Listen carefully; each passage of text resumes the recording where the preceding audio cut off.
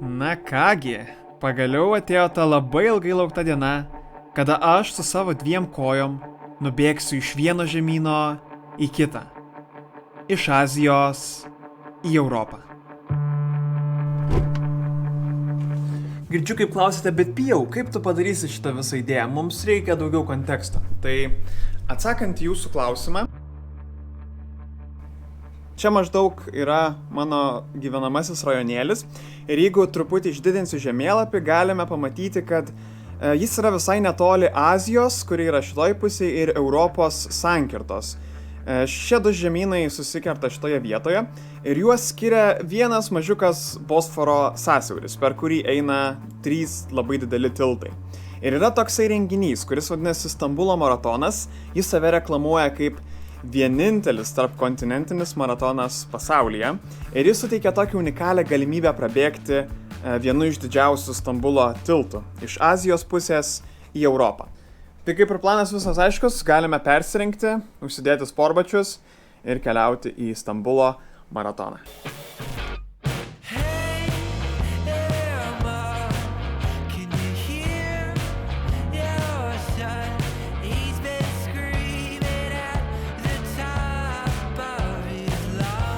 Azija, Europa.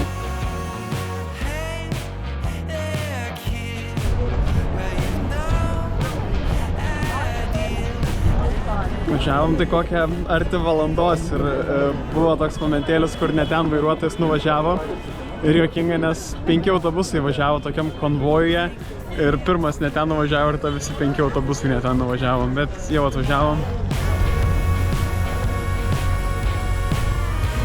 Beveik kilometrų ilgumo tunelis, per kurį reiks praeiti. Na, o trumpai apie savijautą, tai tik vakar vakare naktį, galima sakyti, grįžom iš Kapadokijos, tai atsiguliau į lovą 2 nakties ir mano miegojimo vieta yra tiesiai virš baro, o šalia yra už sienos klubas. Kadangi savaitgalis, tai buvo jie labai neblogai pasikūrę, bet pavyko kažkaip užmigti, bet mažai miegojau. Visa laimė, kad bėgimas yra tiesiog dėl smagumo, ne dėl rezultato, tai lengvai prasibėgsiu, 8 km turėtų būti.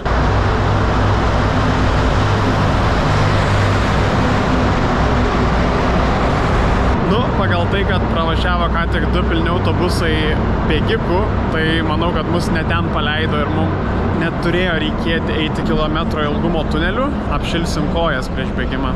Šiaip labai daug apsaugos. Policijos ir apsauginių. Kokią, nežinau, 3 sluoksniai reikia praeiti, 3 sluoksnius apsaugos.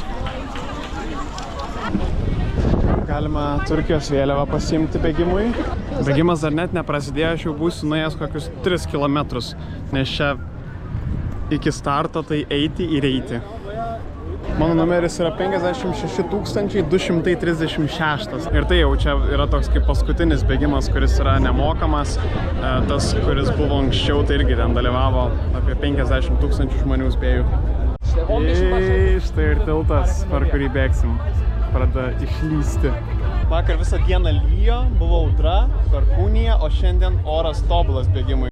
Tu irgi bėgsi? Prisijungiai bėgimą. Šuniekas irgi.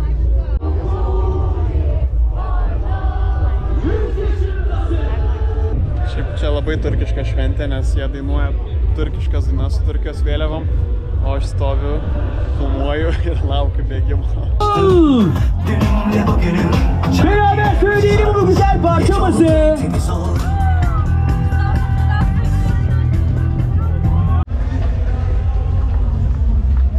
Kad nieks nebėga, nesuprantu. Kol kas tiesiog einam per tiltą.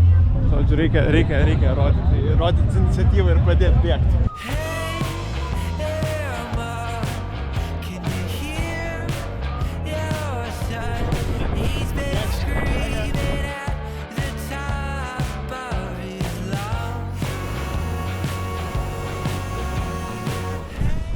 Tiltas įveiktas. 2 km tai reiškia tilto ilgis maždaug 2 km buvo. Čia pasirodo ne tokia ir stipri ta apsauga. Pro tvorą pralindo. Kojos tai šiandien labai sunkiai dėliojasi po visų nuotykių ir mažai miego. Čia va gražus rajonėlis, kuris labai gerai parodo Stambulo kalnuotumą.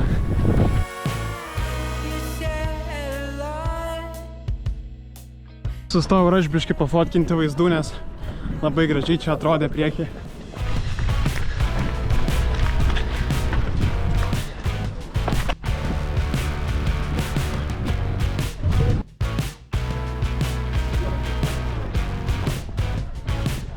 Ir šiaip bėgančių žmonių čia kokie 5 procentai. Tipo, tie šalia žmonės užkūrinėja visus, bet nieks nebėga, tai kaip ir biški nėra tos energijos.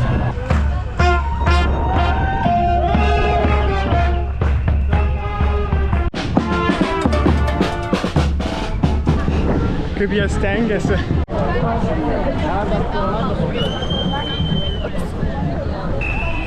Nu ką, finišas, matom finišą.